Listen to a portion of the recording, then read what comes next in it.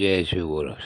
प्रिय श्रोताओं, आप सुन रहे हैं स्कंद पुराण और आज आप सुनेंगे स्कंद पुराण का भाग 42 तथा माहेश्वर खंड का भाग 41।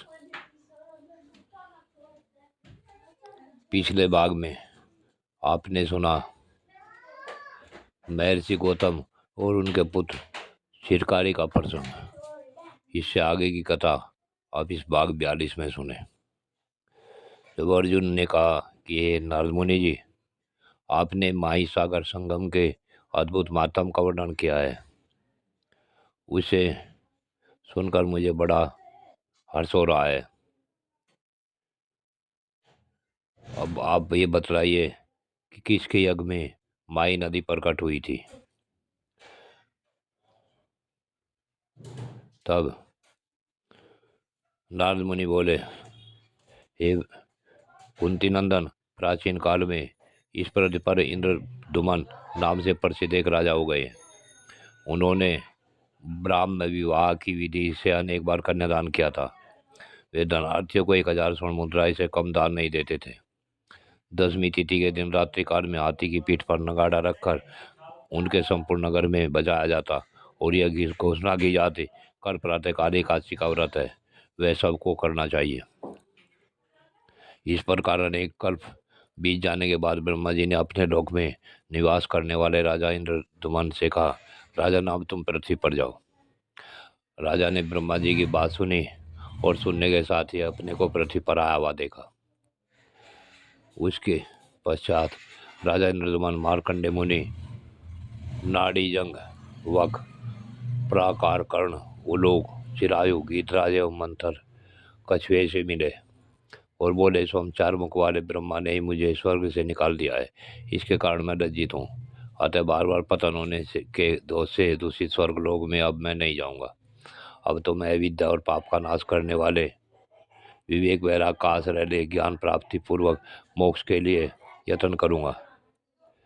इसलिए यदि आप अपने घर पर आए हुए मुझे अतिथि का आज सत्कार करना चाहते हैं तो मुझे ऐसे किसी गुरु का पता बता दीजिए जो मुझे इस संसार सागर से पार कर देने वाला हो। तब कछुए ने कहा, राजन, लोमस नाम वाले एक महामुनि है जिनकी आयु मुझसे भी बड़ी है। पहले मैंने उन्हें कलाप ग्राम में कहीं देखा था। तब राजा बोले, तब तो चलिए हम सब लोग साथ ही उनके पास चले। नारद जी कहते हैं कि अर्जुन तदंतर उन सब ने कलाप ग्राम में पहुंचकर महामुनि लोमस के दर्शन किए, जो कटुचन आदि के द्वारा पृथ्वी पर रहने वाले प्राणियों को पीड़ा न देते हुए केवल जब से सिद्धि प्राप्त कर देता है, वह मुनि मैत्र कहलाता है। मुनि बक, उलोक, ग्रद और कछुए ने कलाप ग्राम में उन पुरातन तपोनिधि महात्मा का दर्शन करके उनके चरणों में प्रणाम किया। मुनि ने भी आसन आदि देकर स्वागत सत्कार के द्वारा उन सबको प्रसन्न किया। तत्पश्चात उन्होंने अपना मनोगत कार्य निवेदन किया।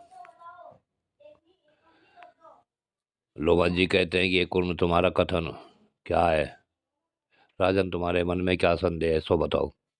इंद्रदुमन बोले, भगवान, मेरा पहला प्रश्न यह है कि गर्मी का समय है, सूर्यदेव आकाश के मध्य में आकर तप रहे हैं, तो भी आपने अपने लिए कोई कुटी क्यों नहीं बनाई जो हाथ में तिनके लेकर आप मस्तक पर छा किए हुए हैं? तब लोमा जी ने कहा, राजन, एक मरना अवश्य है, यह शरीर गिर जाएगा, फिर इसे अनित संसार में रहने वाले मनुष्यों द्वारा किसके लिए घर बनाया जाता है? दांत चले जाते हैं, लक्ष्मी चली जाती है तथा यौवन और जीवन भी चला जाने वाला है।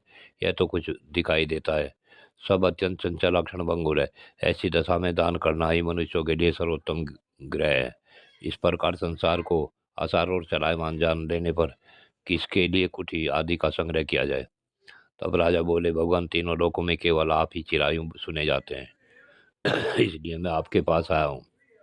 फिर आपके मुँह से ऐसी बात क्यों निकलती है? तब लोमस ऋषि जी ने कहा, राजन, प्रत्येक कल्प में मेरे शरीर से एक रोम टूट कर गिर जाता है। जिस दिन सब रोए नष्ट हो जाएंगे उस दिन मेरी मृत्यु हो जाएगी। मेरे घुटने में 2 अंगुल तक रोए से खाली हो गया है। इसी से मैं डरता हूँ, जब मरना ही है तब घर बनाकर क्या कहोगा? तब इंद्रदुमन बोले, ब्राह्मण, मैं पूछता हूँ कि आपको जो ऐसी बड़ी आयु प्राप्त हुई, वह दान का प्रभाव है अथवा तपस्या का? लोमस ऋषि जी कहते हैं, राजन सुनो, मैं अपने पूर्व जन्म का प्रसंग सुना रहा हूँ। यह कथा शिव धर्म की महिमा से युक्त पुण्यदायिनी तथा सब पापों का नाश करने वाली है। पूर्व काल में इस पृथ्वी पर अत्यंत दरिद्र शूद्र होकर उत्पन्न हुआ था। उस समय भूख से बहुत पीड़ित होकर पृथ्वी पर भ्रमण किया करता था। एक दिन दोपहर के समय जल के भीतर मैंने एक बहुत बड़ा शिवलिंग देखा। फिर उस जलाशय में प्रवेश करके जब पिया और स्नान किया, तत्पश्चात कमल के सुंदर फूलों से उसे नहलाते हुए शिवलिंग का पूजन किया। भूख से मेरा गला सूखा जा रहा था। भगवान नीलकंठ को नमस्कार करके मैं पुनः आगे चल दिया। उस मार्ग मार्ग में ही मेरी मृत्यु हो गई। तदंतर दूसरे जन्म में मैं ब्राह्मण के घर में उत्पन्न हुआ। एक ही बार शिवलिंग को नहलाने और पूजा करने से मुझे अपने पूर्व जन्म की बातों का स्मरण रहने लगा। यह संपूर्ण जगत जो सत्य सा प्रतीत हो रहा है, मिथ्या का अभिलाष है। अविद्या ही इसका मूल कारण है। ऐसा जानकर मैंने मुक्ता धारण कर ली। उस ब्राह्मण ने भगवान शंकर की भलीभांति आराधना करके वृद्धावस्था में मुझे प्राप्त किया था, इसलिए मेरा नाम ईशान रखा। मेरे माता पिता के मन को महामाया ने ममता में बांध रखा था। वे मेरा गूंगापन दूर करने के लिए नाना प्रकार के मंत्र यंत्र तथा दूसरे उपाय भी किया करते थे। उनकी वह मूर्खता देखकर मुझे मन ही मन हंसी आती थी। कुछ काल के पश्चात जब मैं जवान हुआ तो रात में अपना घर छोड़कर निकल जाता और कमल के फूलों से भगवान शिव की पूजा करके पुनः शयन स्थान पर लौट आता था। तदनंतर पिता की मृत्यु हो जाने पर मेरे संबंधियों ने मुझे निरागूंगा समझकर त्याग दिया। इससे मुझे प्रसन्नता ही हुई। अब मैं फलाहार करके रहने लगा और भांति भांति के कमलों के भगवान भूतनाथ की पूजा करने लगा। इस प्रकार 100 वर्ष बीतने पर वरदाक भगवान चंद्रशेखर ने मुझे प्रत्यक्ष दर्शन दिया। उस समय मैंने याचना की, भगवान मेरी जरा और मृत्यु का नाश हो। प्रिय श्रोताओं, महर्षि लोमस की आगे की कथा अगले भाग में। आज की कथा यहीं पूर्ण होती है। श्रोताओं, यह प्रसंग बहुत ही ध्यान से सुनने का है। यहाँ लोभ मोह जो भी आदि व्याधि हैं, उन सब को दूर करने के लिए इस प्रसंग को जरूर सुनना चाहिए।